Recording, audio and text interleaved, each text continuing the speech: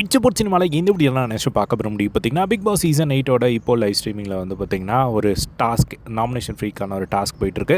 இது வந்து second task. So இந்த டாஸ்க்காக வந்து பார்த்திங்கன்னா ஒவ்வொரு டீமில் வந்து 2 பேர் வரணும். ஸோ இவங்க 2 பேரும் என்ன பண்ணுவாங்க அப்படின்னா ஆக்டிவிட்டி ரூமில் வந்து ஒரு 30 போர்டு வந்து வச்சுருப்பாங்க. அதே மாதிரி 3 கதைகள் வந்து இருக்கும். ஸோ அந்த 30 போர்டும் வந்து 3 கதைகளை வந்து மிக்ஸ் பண்ணியிருக்கோம். ஒரு வந்து ஹிஸ்ட்ரி ரிலேட்டடாக இருக்கும், அதுக்கப்புறம் தக்காளி, இந்த மாதிரியான ஒரு சில விஷயங்கள் வந்து அந்த கதையில் வந்து இருக்கும். ஸோ 3 கதை மொத்தமாக அந்த 30 போர்டையும் வந்து ஒரு போர்டில் வந்து நம்ம அரேஞ்ச் பண்ணணும். 1 to 10 வரையும் வந்து அரேஞ்ச் பண்ணணும். அந்த கதை மாதிரி வந்து இருக்கும். ஸோ நம்ம கரெக்டாக வந்து ஃபர்ஸ்ட் இது வரும். இப்போ எக்ஸாம்பிளுக்கு குரங்கு இங்கேருந்து வந்துச்சு, அதுக்கப்புறம் இங்கேருந்து அங்கே போச்சு அப்படின்னு சொல்லிட்டு நெக்ஸ்ட்டாக கரெக்டாக வந்து அடுக்கணும். ஸோ இதில் 3 கதையும் யார் கரெக்டாக சொல்கிறாங்களோ அவங்க தான் வின்னர் அப்படிங்கிற மாதிரி ஃபர்ஸ்ட் இருந்தது. பட் இப்போ பிக் பாஸ் வந்து என்ன சொல்லிட்டார் அப்படின்னா இவங்க வந்து கரெக்டாக ரெண்டு டீமுமே வந்து கரெக்டாக அடுக்கலை. ஸோ இந்த சைடு இருந்து அருண் பிரசாத் அண்ட் முத்துக்குமரன் வந்தாங்க. கேர்ள்ஸ் சைட்லேருந்து ஆனந்தி அண்ட் ஜாக்லின் வந்தாங்க. இவங்க 4 பேரும் வந்து அந்த கதையை அடிக்க முடிச்சிட்டாங்க. ஸோ அது அடிக்க முடித்த உடனே வந்து நம்ம போய் பஸர் அடிக்கணும். ஃபர்ஸ்ட் கேர்ள்ஸ் டீம் தான் வந்து அடுக்கிறாங்க. ஸோ தீபக் வந்து ஜட்ஜாக இருக்கிறாங்க.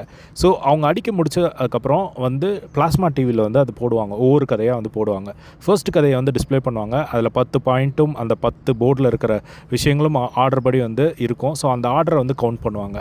ஸோ ஆர்டர் பேசிஸில் வந்து போயிட்டாங்க. இப்போ வந்து ஒவ்வொருத்தரும் எத்தனை ஆர்டர் வந்து கரெக்டாக அடிக்கிறாங்க அப்படின்னு சொல்லிட்டு அந்த வகையில் கேர்ள்ஸ் டீம் வந்து பார்த்திங்கன்னா ஃபர்ஸ்ட் ஸ்டோரியில் வந்து ஒரு ஸ்லைடு மட்டும் தான் கரெக்டாக வச்சுருந்தாங்க. ஸோ ஒன்று மாற்றி வச்சனால எல்லாமே வந்து தப்பாக போயிடுச்சு.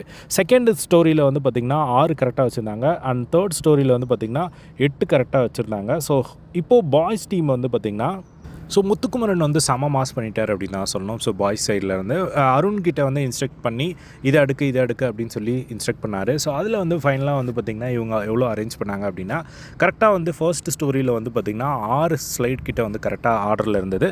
செகண்டில் தான் வந்து பார்த்திங்கன்னா 10மே வந்து கரெக்டாக இருந்தது. அதுக்கப்புறம் தேர்டில் வந்து 3 தான் வந்து கரெக்டாக இருந்தது.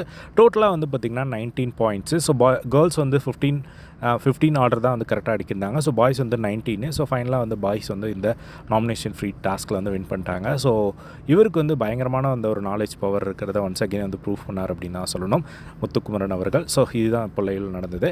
இதை பற்றி உங்களோட ஒப்பீனியன் கமெண்ட் பாக்ஸில் ஷேர் பண்ணுங்கள். இதே மாதிரி எல்லாம் பிக் பாஸ் அப்டேட்ஸ் தெரிஞ்சுக்க நம்மளோட சேனலை சப்ஸ்கிரைப் பண்ணி சப்போர்ட் பண்ணுங்கள். தேங்க்ஸ் ஃபார் வாட்சிங். பை.